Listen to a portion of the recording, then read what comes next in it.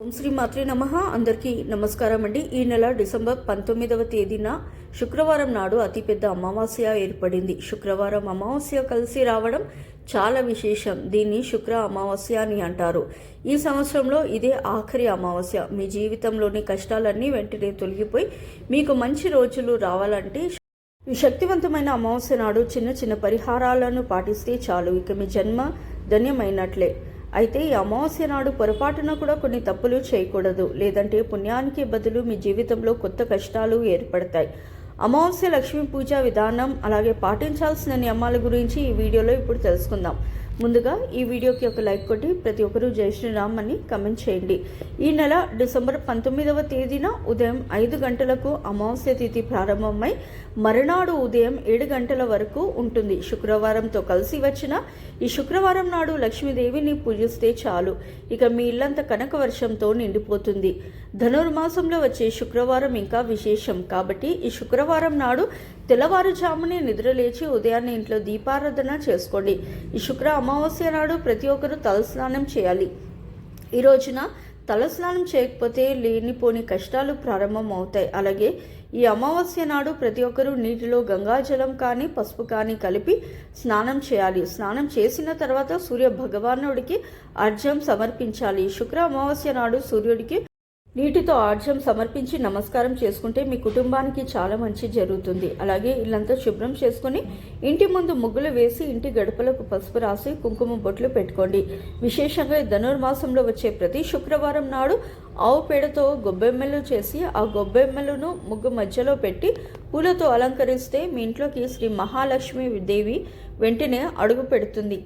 ఈ శుక్ర అమావాస్య నాడు పసుపు రంగు వస్త్రాలను కానీ ఎరుపు రంగు వస్త్రాలను కానీ ధరించాలి. ఇక లక్ష్మీదేవిని పూజించే ఆడవారు కాళ్ళకు పసుపు రాసుకొని పాపిట్లో కుంకుమ బొట్లు పెట్టుకుని ఎరుపు రంగు మట్టి గాజులు ధరించి లక్ష్మీదేవిని పూజించండి. ఈ అమావాస్య నాడు లక్ష్మీదేవితో పాటుగా వెంకటేశ్వర స్వామిని కూడా పూజిస్తే ఇంకా మంచిది. లక్ష్మీదేవిని గులాబీ పూలతో అలాగే వెంకటేశ్వర స్వామిని తులసి దళాలతో అలంకరించి మీ పూజ గదిలో 2 పిండి దీపాలు వెలిగించి పూజ చేసుకోండి. ధనుర్మాసంలో వచ్చే ఈ అమావాస్య నాడు పిండి దీపాలు వెలిగించి దీపారాధన చేస్తే మీ పూజకు రెట్టింపు పుణ్యఫలితం లభించి ఇక మీ కష్టాలన్నీ తక్షణమే తొలగిపోయి మీ ఇంటికి మంచి రోజులు ప్రారంభం అవుతాయి.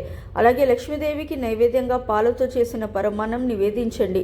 ఈ శుక్రవారం మీ ఇంట్లో పాలు పొంగించి ఆ పాలతో లక్ష్మీదేవికి నైవేద్యం తయారు చేస్తే ఆ లక్ష్మీదేవి చల్లని చూపు మీ ఇంటిపై పడుతుంది. ఈ విధంగా లక్ష్మీదేవిని పూజిస్తూ ఓం శ్రీ మహాలక్ష్మి దేవియే నమః, ఓం నమో భగవతే వాసుదేవాయ నమః మంత్రాలను 21 సార్లు చదవండి. ఈ 2 మంత్రాలను జపిస్తే మీ జాతకంలో ఉన్న దురదృష్టం తొలగిపోయి అదృష్టం కలిసి వస్తుంది 100%. ఈ విధంగా ఇంట్లో లక్ష్మీ నారాయణులను పూజించి తులసి కోటను కూడా పూజించండి.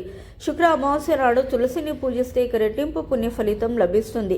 కాబట్టి ఈ అమావాస్య నాడు ప్రతి ఒక్కరూ తులసి కోటలో దీపం వెలిగించి తులసి కోటకు నమస్కారం చేసుకుంటే ఎలాంటి కోరిక అయినా సరే వెంటనే నెరవేరుతుంది. అన్నిటికన్నా ముఖ్యంగా ఈ అమావాస్య నాడు ఏది చేసినా చేయకపోయినా మీ ఇంటికి గుమ్మడికాయను కట్టుకోండి. గుమ్మడికాయకు చాలా శక్తి ఉంటుంది. శుక్రవారంతో కలిసి వచ్చిన ఈ అమావాస్య నాడు మీ ఇంటి ముందు గుమ్మడికాయ కడితే మీ ఇంటికి అన్ని విధాలుగా కలిసి వస్తుంది. మీ ఇంటికి ఉన్న నరదృష్టి దోషాలు అన్నీ తొలగిపోతాయి. కాబట్టి ఈ శుక్రవారం నాడు ఒక బూడిద గుమ్మడికాయను తెచ్చుకొని గుమ్మడికాయకు పసుపు రాసి కుంకుమ బొట్లు పెట్టి ఆ గుమ్మడికాయను ఇంటి గుమ్మాలకి వేలాడదీసి సాంబ్రాణి పొగ వేయండి. అమావాస్య నాడు గుమ్మడికాయ కడితే మీ ఇంటికి అఖండ ధనప్రాప్తి కలుగుతుంది. అయితే గుమ్మడికాయ కట్టలేని వారు మీ ఇంటి గుమ్మాలకు ఉప్పు మూటను కట్టుకోండి. ఎర్రటి వస్త్రంలో రాళ్ళ ఉప్పును మూట కట్టి ఇంటి గుమ్మానికి వేలాడదీయండి. మీ ఇంట్లో ఉన్న నెగిటివ్ ఎనర్జీ మొత్తం తొలగిపోయి ధనపరంగా మీ ఇంటికి బాగా కలిసి వస్తుంది. అలాగే కలబంద మొక్క పూజించిన నిమ్మకాయలను ఇలా ఏమైనా సరే ఈ అమావాస్య నాడు మీ ఇంటి గుమ్మానికి కట్టుకోండి. ముఖ్యంగా ఈ అమావాస్య నాడు మీ ఇంట్లో ఉన్న పిల్లలకు తప్పనిసరిగా దిష్టి తీయండి. అమావాస్య నాడు రాళ్ళ ఉప్పుతో పిల్లలకు దిష్టి తీస్తే నరదృష్టి సమస్యలు అనారోగ్య సమస్యలు అన్నీ తొలగిపోయి మంచి ఆరోగ్యం కలుగుతుంది. అలాగే ఈ అమావాస్య నాడు ప్రతి ఒక్కరూ కాలికి నల్లదారం కట్టుకోండి. అమావాస్య రోజున కాలికి నల్లదారం కట్టుకుంటే నరదృష్టి దోషాలు శని దోషాలన్నీ తొలగిపోయి మీకు మంచి రోజులు ప్రారంభమవుతాయి.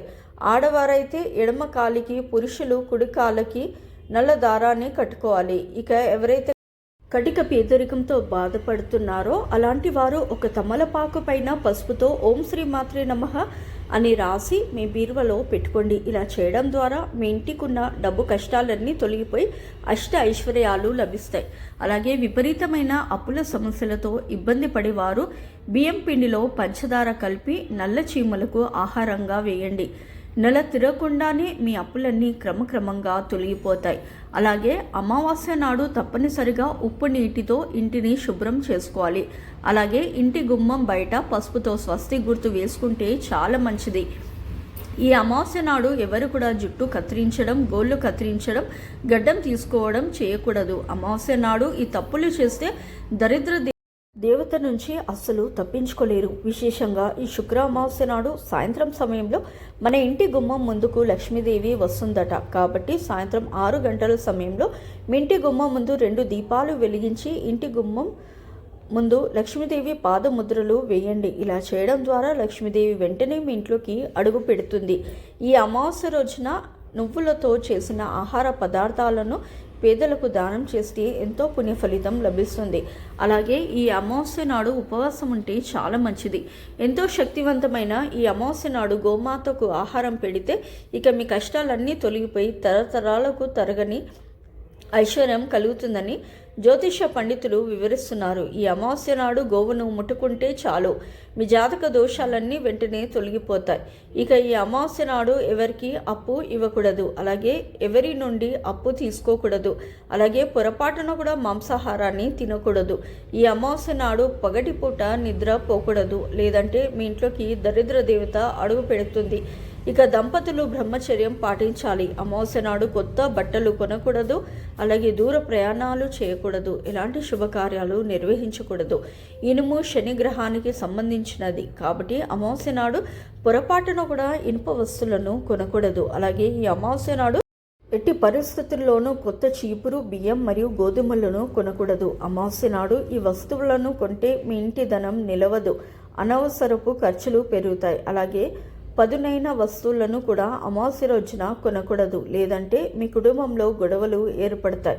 అలాగే తోలుతో చేసిన బూట్లు మరియు హ్యాండ్ బ్యాగ్లను కూడా కొనకూడదు. మీ ఇంట్లో దక్షిణావృత శంఖం ఉంటే ఈ అమావాస్య నాడు శంఖాన్ని ఊదండి. మీ ఇంటి సానుకూల శక్తి పెరిగి మీ ఇంట్లోకి దైవ శక్తులు ఆకర్షిస్తాయి. రాహుకేతు దోషాలు మరియు శని దోషాలతో బాధపడేవారు ఈ అమావాస్య నాడు నల్ల నువ్వులను దానం చేయండి.